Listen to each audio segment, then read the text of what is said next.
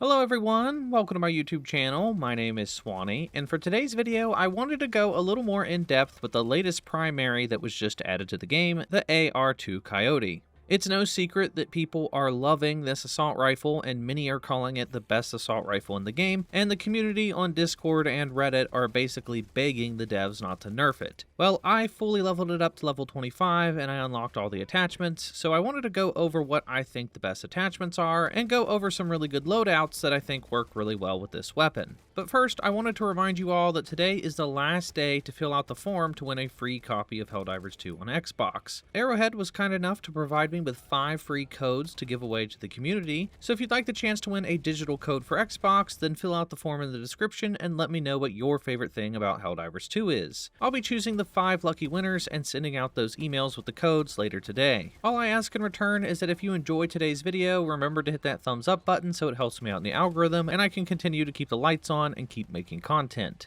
So with that said, let's go ahead and jump right into it.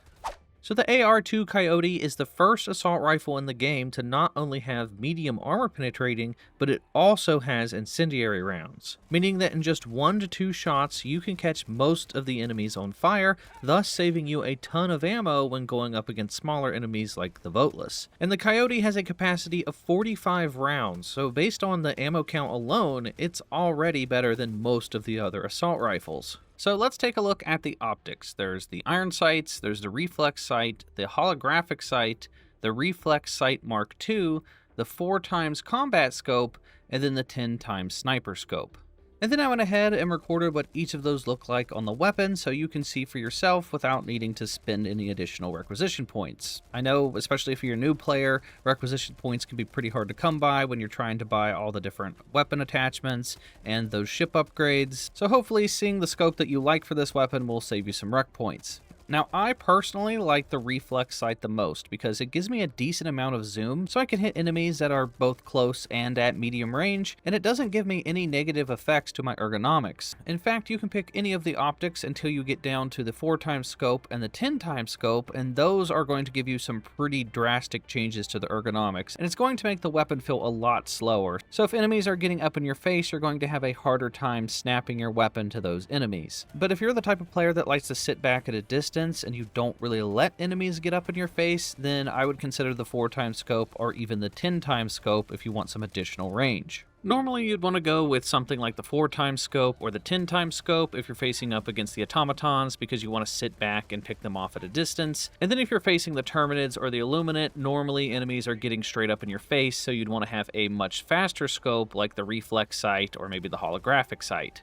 Then taking a look at the Underbarrel, this is mainly going to do with how quick and snappy you want your weapon to be. If you want a ton of ergonomics, then I would go with something like the angled foregrip, but you're going to have a lot crazier recoil. So if you're mainly just using this to spray at enemies that are getting up in your face, like Voteless or Terminids, then you don't really need it to be that stable. You're just spraying into a large crowd. So I would definitely go with something like the angled foregrip. But if you're the type of player that wants to sit back and have your weapon be a lot more accurate, then I would 100% go with the vertical foregrip. And then if you're going into the caves and you need a flashlight, then obviously go with the flashlight with the vertical foregrip. Now, I personally have 2 different weapon configurations set up. I have one configuration set up for daytime, which is just the vertical foregrip. And then on my second weapon configuration, I have the flashlight attached for when I'm going into a night mission or if I'm going into those dark caves. And then taking a look at the muzzle, honestly, all 3 of these, the muzzle brake, the flash hider, and the compensator, are all pretty good options. It kind of just depends on if you're playing with mouse and keyboard or controller. If you're playing with mouse and keyboard, it's a little bit easier to control that recoil because you just hold down on the mouse as you're firing. So I would maybe go with something like the muzzle brake or the flash hider, and maybe pair that with the angled foregrip. That way it'll give you a pretty vertical recoil pattern, but it will also give you 52 ergonomics. So if you're using a mouse, I found that this is pretty manageable to do. But let's say you like to play on controller. I personally like to play on controller. I found that the vertical foregrip combined with either the flash hider or the compensator gives you a pretty manageable recoil. And then next, I want to quickly go over some loadouts that I found useful for each of the factions. Now for the Terminid and Illuminate front, the loadouts are going to be kind of similar. For the Coyote, I changed it to reflex sight because I want it to be quicker and snappier, and then I went with the angled foregrip to give me higher ergonomics, and then I put on the compensator to give me a pretty manageable and reasonable recoil pattern. Because you're mainly going to be firing into large groups of enemies that are going to be pushing up into your face, so you're going to want the weapon to be quicker and snappier and not as much of a focus on accuracy. And then I went with the brand new Superstore armor that gives you the 40% resistance to fire, gas, and acid. I went for the grenade pistol for closing bug holes, and then I chose gas grenades as my grenade. Then for my stratagems, I chose the rail cannon strike for dealing with things like Biotitans, and if I come across something like a dragon roach.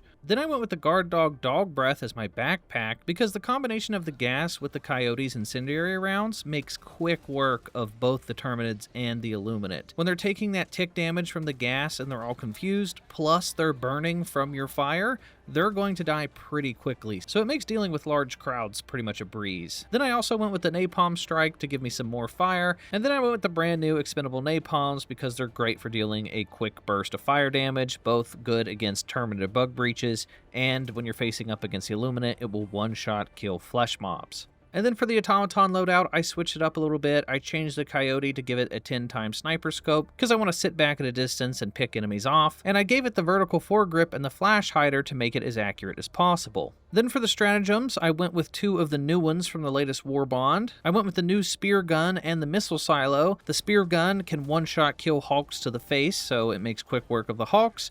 And then if there's a patrol of Devastators, you can just shoot the first Devastator in the line, and then the gas will disperse, confusing all the following Devastators. Then you can quickly and easily take out the rest with your Coyote, and the fire damage will do all the work for you. Then I brought the missile silo because it's great at taking out large crowds of the bots and clearing out enemy bases. It can also one-shot kill factory striders, so that's a plus. And then I brought the orbital precision strike and the rocket sentry for helping with those larger enemies as well. And then I also brought the ultimatum and the thermite grenades for also dealing with those larger enemies. And then for the armor passive, I went with Siege Ready because it gives you that 30% increased reload speed, and it gives you that additional 20% ammo capacity for all your weapons. So this will give your spear gun 3 more shots, and will also give you more total ammo for your Coyote. So by itself, the Coyote is really good against all 3 factions. The medium armor penetration combined with the incendiary rounds will take out pretty much any enemy in the game, minus the large ones like Impalers, Biotitans, Factory Striders,